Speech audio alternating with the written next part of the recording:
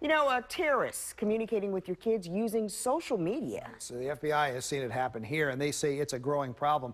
ABC 2 News' Mallory Safaste has more on a new tool the government has developed to help defeat this threat.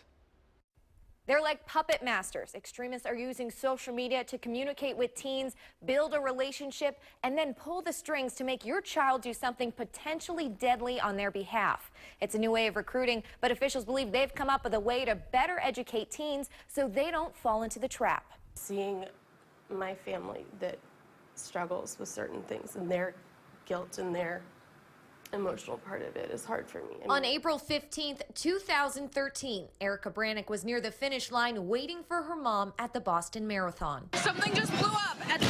Run! Go!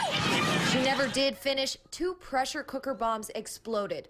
Brannick was among the spectators seriously injured. She survived, recovered, but is still dealing with the everyday challenges of being an amputee, like waking up in the morning and for a split second, remembering what life was like before the injury. You can lie there and the phantom sensation will make you feel like you have a leg, but as soon as you roll over and you try to get out of bed, you realize I don't have that other leg to stand on. She can't chase her preschool students like she used to, but she's found encouragement in some unlikely places. Dragonflies are a symbol of strength and resiliency and overcoming obstacles and courage. Dragonfly tattoo, ring, even nail art. The Dragonfly is Erica Brannick's mascot and has helped her move forward with her life. She's back to teaching preschoolers and has teamed up with the FBI to serve as an educator in something she knows a lot about. They had said they wanted to get survivor stories and really tell how these events impact the people that are affected by it.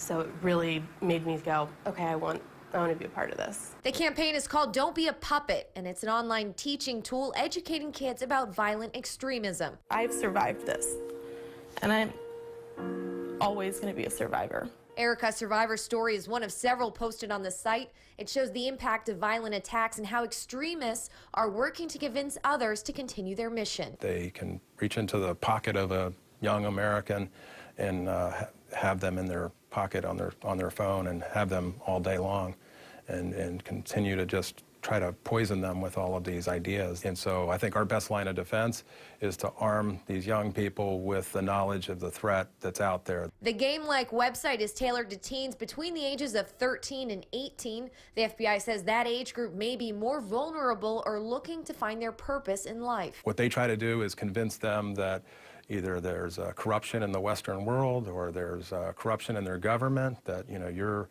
disenchanted in life because your government doesn't watch out for you. The only way to respond to that and to affect change is through violence. Through the website, teens learn to identify warning signs, recognize extremist propaganda, and after completing different quizzes and challenges, the puppet is freed of one of its strings. We're looking at both the threat from domestic and foreign groups.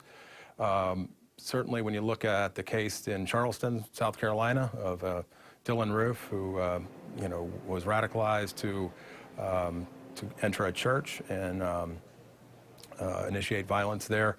Of course, you saw the tragedy in Orlando and in San Bernardino and other places. So these are exactly the types of cases that we're looking to try to get out there on the front end of, to try to see if there's anything we can do to educate the people who are obviously misguided and or execute these attacks. Attacks like the Boston Marathon bombing, where 2 young men who grew up in the United States turned to violence. What we're trying to do is prevent acts of terrorism. We're trying to prevent violence here in the United States, whether it's at a shopping mall or at a school or at a church or anywhere else.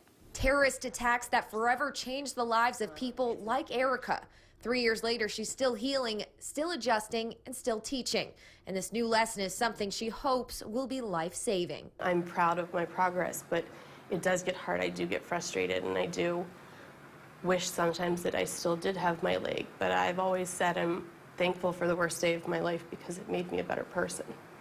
The FBI launched the site in February. Erica has introduced it to several local high schools, but the FBI doesn't have any numbers on how many people have used the course. They say this is strictly a resource for any teachers, parents, kids. There was some pushback to the campaign. Several civil rights groups were concerned the tool promoted stereotyping. The FBI said they're meeting with those groups and welcome any feedback. If you'd like to check it out, visit our website, abc2news.com.